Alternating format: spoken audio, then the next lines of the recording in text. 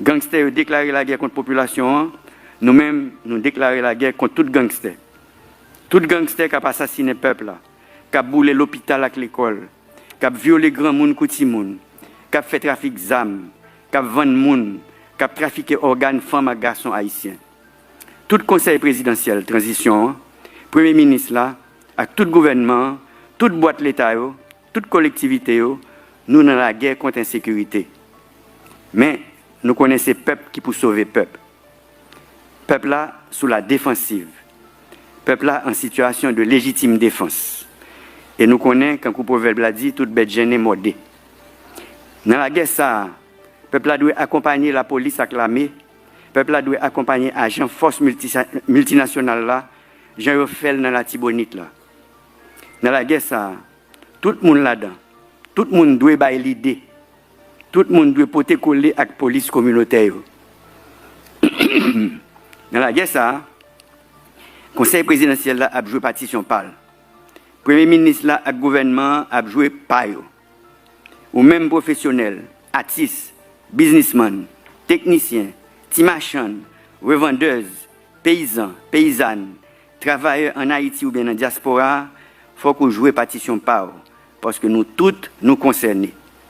Dans la guerre, ça, nous avons demandé aux paysans minous pour aider à faire la guerre pour rétablir les droits de l'homme, pour empêcher les armes et munitions d'entrer dans le pays d'Haïti et pour continuer à aider nous à protection, manger et soins dans tout camp réfugié et rapatrié dans le pays. Le Conseil national de sécurité et CSPN a dirigé la guerre.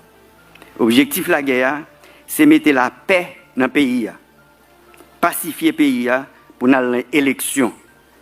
Bon genre élection pour nous choisir candidats. Candidats dans Kazek, candidats dans la commune, candidats dans tout département, candidats pour présidence. Parce que, vle pas vle, a bien élection dans fin année ça. Moi pas demander nos patience. Parce que patience pam li bout déjà. Nous parlons ensemble pacifier le pays pour nous voter une constitution qui répond à la réalité moment. Année ça, pas demander ça Haïti qu'a fait pour vous. Demander tête nous, qui ça nous qu'a fait pour Haïti. Qui gens nous qu'a organisé nous pour nous aider défendre quartier nous à concours force l'ordre. Année 2025 là, nous t'avons estimé l'espoir dans le pays. Montrer que nous au service population, bail exemple bon comportement, fait nous rejoindre dignité nous avec fierté nous. Année 2025 là, nous pourrons travailler contre assassins capturés le peuple là. Nous pourrons ouvrir route yo, mettre sécurité dans le port, dans l'aéroport pour nous circuler libre et libre. Même après dire encore, faut que tout le monde a veillé. Nous-mêmes, dans les têtes de l'État, nous mettons tous les moyens à disposition, braves policiers et braves soldats nous, pour porter la victoire sous gang yo, et pour permettre la vie de reprendre dans le pays. Nous-mêmes, dans la tête de l'État, nous avons fait toute qualité de négociation pour nous gagner plus de policiers, plus de soldats, plus de policiers et soldats internationaux, pour nous isoler gang yo, démanteler yo, et consolider les quartiers chauds pour toute boîte l'État qui a recommencé par service. Ouvrir l'école, bailler élèves manger, ouvrir l'hôpital avec centre santé, encadrer sportifs et artistes, faire assainissement, faire travail communautaire pour mettre hygiène et pour mettre cob dans les poches jeunes. Nous-mêmes, dans la tête de l'État, nous avons fait toute qualité de négociation pour nous joindre assistance humanitaire et sécurité tout partout sur la terre. C'est pour bien la population et notre travail. Nous avons demandé tous les patriotes dans la diaspora pour aider nous à faire ça. Nous avons demandé tous les médias pour entrer dans la guerre. Nous avons demandé nous-mêmes journalistes qui sont victimes tout le temps pour ne pas relayer les messages bandits qui ont terrorisé la population. Année 2025, c'est bicentenaire dette indépendance. 1825-2025, ça fait 200 ans depuis la France a fait nous payer sous menace toute route, toute infrastructure plantation et esclaves que colons ont établi sous le pays. Haïtiens de tous côtés, on nous saisi tête nous. Mesdames, Messieurs, Haïti a proclamé son indépendance après cette guerre implacable menée contre les colons français pour faire valoir le droit naturel et imprescriptible à la liberté, qui était d'ailleurs consacré par le droit positif français de l'époque à travers la Déclaration des droits de l'homme et du citoyen en 1789. Cette déclaration stipule en son article 1er que les hommes naissent et demeurent libres et égaux en droit. Ce texte pose les bases mêmes de la République et de la démocratie. Pourtant, l'histoire nous rappelle qu'en avril 1825, la France, par le truchement de l'ordonnance de Charles X, a imposé à Haïti le versement d'une forte indemnité pour la reconnaissance de sa liberté dûment acquise par la détermination et le courage de ses valeureux ancêtres. Outre la dette de l'indépendance, notre jeune État a versé de fortes rançons à plusieurs hautes puissances dominantes au XIXe et XXe siècle. Cette injustice inqualifiable constitue une meurtrissure qui ne cesse de hanter notre mémoire et malheureusement, le paiement de ces rançons a contribué à compromettre de manière significative les perspectives de développement de la jeune nation. Par conséquent, nous devons envoyer un message clair aux différents peuples de la planète. Haïti réclame la restitution de cette rançon et la réparation des torts causés par l'esclavage, reconnu depuis des années comme un crime contre l'humanité. En d'autres termes, ce n'est pas une simple revendication, mais une nécessité pour que notre nation puisse retrouver la voie de la prospérité et du respect.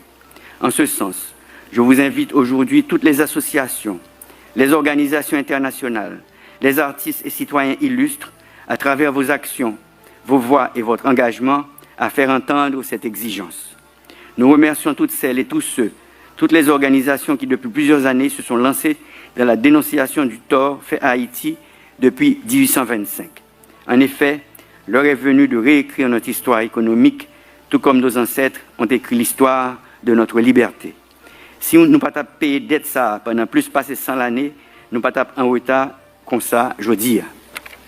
Chers compatriotes, mes frères et sœurs haïtiens, nous ne pouvons ignorer l'urgence que représente le changement climatique pour notre nation. Haïti, en tant que pays insulaire, au cœur de la région des Caraïbes, figure parmi les nations les plus vulnérables aux effets dévastateurs de cette crise mondiale. Durant l'année 2024, nous n'avons pas été frappés par des cyclones, mais nous avons constaté les inondations provoquées par de simples pluies au Cap-Haïtien, au Cayes, à Port-de-Paix, à Jérémie, pour ne citer que ces villes. Nous sommes très vulnérables. Il est de notre devoir collectif d'affronter ces défis avec détermination et de plaider pour une action concertée tant au niveau national qu'international, afin de préserver notre environnement et garantir un avenir durable pour les générations futures. Il est essentiel que la communauté internationale reconnaisse la contribution négligeable d'Haïti au réchauffement climatique mondial et apporte un soutien concret sous forme de financement climatique, de transfert technologique et d'assistance technique. Le changement climatique ne constitue pas seulement une crise environnementale pour Haïti, il s'agit d'une menace existentielle qui appelle une réponse collective, immédiate et concertée afin de préserver les ressources, la biodiversité, de protéger les communautés et assurer un avenir durable pour les générations futures. Mes frères et sœurs, enfin de cette terre bénie qu'est Haïti, notre pays traverse des épreuves sans précédent. Mais je suis convaincu que c'est dans l'unité et la solidarité que nous trouverons la force de surmonter ces défis. Aujourd'hui, plus que jamais, nous devons mettre de côté nos divergences pour bâtir ensemble l'avenir d'Haïti. Inspirons-nous de nos ancêtres qui ont malgré tout fait preuve d'une résilience exemplaire pour obtenir notre indépendance. C'est en unissant nos forces que nous pourrons réaliser ce que beaucoup croyaient impossible. Ensemble, nous choisirons la voie de la paix, de la prospérité et de la dignité. Que ce grand jour nous inspire à bâtir un pays où règne la justice, l'équité et la dignité pour toutes ses filles et tous ses fils. Qu'il nous guide à rebâtir notre pays en restaurant l'autorité de l'État, en organisant des élections honnêtes, crédibles et transparentes et en améliorant les conditions de vie de la population. Je vous souhaite, ainsi qu'à vos familles, à toutes celles et tous ceux que vous représentez, une bonne et heureuse année 2025, pleine de succès, de santé et de bonheur. Vive l'indépendance, vive l'unité nationale, vive Haïti. Je vous remercie. non en termes du nombre de fusils dont disposent ses partisans. Un plan de contrôle strict des armes à feu et des munitions est en phase de préparation. Nous avons sollicité et continuons de solliciter l'aide de tous les pays de la région qui ont fait ou font encore l'expérience des méthodes de lutte contre les organisations criminelles transnationales. Des approches sont en cours en vue de convaincre tous les membres du Conseil de sécurité des Nations Unies de la nécessité de changer le statut de la mission de sécurité et de support à la police. Nous remercions les membres des gouvernements de la CARICOM, du Kenya et des pays amis qui nous aident depuis des années à atteindre cette stabilité. Plusieurs démarches ont été entreprises en vue de permettre de mieux nous attaquer aux défis que représentent les gangs pour la sécurité publique. D'autres sont en cours auprès de plusieurs instances internationales et gouvernements pour renforcer la capacité de la police nationale et celle des forces armées d'Haïti. L'inauguration de la base militaire Vertia de Tabar le 18 novembre 2024 est venue concrétiser le retour de nos soldats dans le combat pour la défense de la démocratie. Depuis le 2 octobre 2023, soit depuis plus de 14 mois, la mission multinationale de soutien à la sécurité a été approuvée par les pays membres. Ceci sans que l'effectif total de cette force ait pu atteindre 1000 membres, voire les 2500 auxquels on s'attendait. Le Conseil national de sécurité a finalement vu le jour lors du dernier Conseil des ministres. C'est une instance stratégique importante qui facilitera la reprise en main du territoire national. Elle dotera l'État haïtien d'un lieu d'où pourront être coordonnées et suivies toutes les étapes des opérations de protection, de contrôle et de reconquête de nos espaces vitaux. Année 2024, là, plus passé 5000 moun mouri. Nous dans la guerre.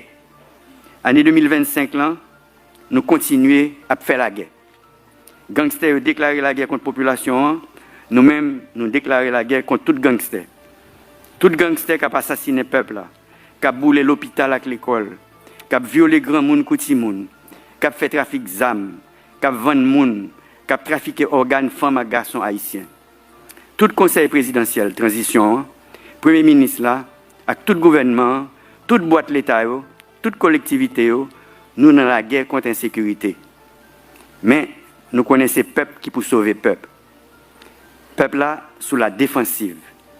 Peuple là en situation de légitime défense. Et nous connaissons, quand le proverbe l'a dit, toute bête gênée mordée. Dans la guerre, ça, peuple là doit accompagner la police acclamée.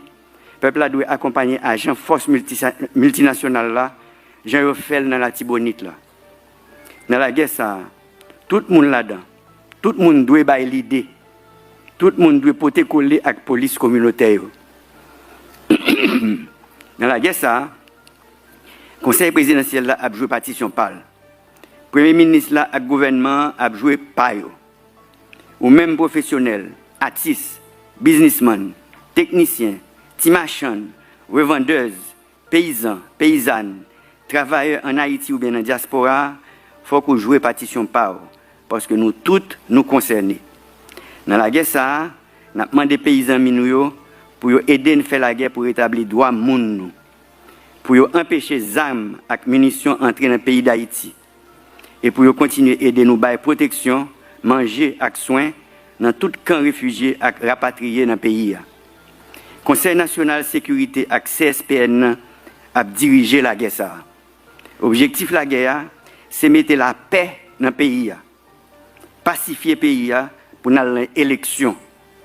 Bon genre élection pour nous choisir candidats. Candidats dans Kazek, candidats dans la commune, candidats dans tout département, candidats pour présidence. Parce que vle pas vle, a bien élection dans fin année ça. Moi pas demander nous patience. Parce que patience pam li bout déjà. Nous parlons ensemble pacifier pays pour nous voter une constitution qui répond à la réalité moment. Année ça, pas demander ça Haïti qu'a fait pour vous. Demander tête nous, qui ça nous qu'a fait pour Haïti. Qui gens nous qu'a organisé nous pour nous aider à défendre quartier nous à concours force l'ordre. Année 2025 là, nous avons estimer l'espoir dans le pays. Montrer que nous au service population, bail exemple bon comportement, fait nous rejoindre dignité nous avec fierté nous. Année 2025 là, nous allons travailler contre assassins capturés peuple là. Nous allons ouvrir route yo, mettre sécurité dans le port, dans l'aéroport pour nous circuler libre et libre. Même après dire encore, faut que tout le monde a veillé. Nous-mêmes, dans les têtes de l'État, nous mettons tout moyen à disposition, braves policiers et braves soldats nous, pour porter la victoire sous gang yo, et pour permettre la vie de reprendre dans le pays. Nous-mêmes, dans la tête de l'État, nous avons fait toute qualité de négociation pour nous gagner plus de policiers, plus de soldats, plus de policiers et soldats internationaux, pour nous isoler gang yo, démanteler yo, et consolider quartier chaud yo, pour toute boîte l'État qui a recommencé par service, ouvrir l'école, bailler élèves yo manger, ouvrir l'hôpital avec centre santé yo, encadrer sportif yo avec artistes yo, faire assainissement, faire travail communautaire pour mettre hygiène et pour mettre cob dans poche jeunes yo. Nous-mêmes dans tête l'État, nous avons fait toute qualité de négociation pour nous joindre assistance humanitaire et sécurité tout partout sur la terre.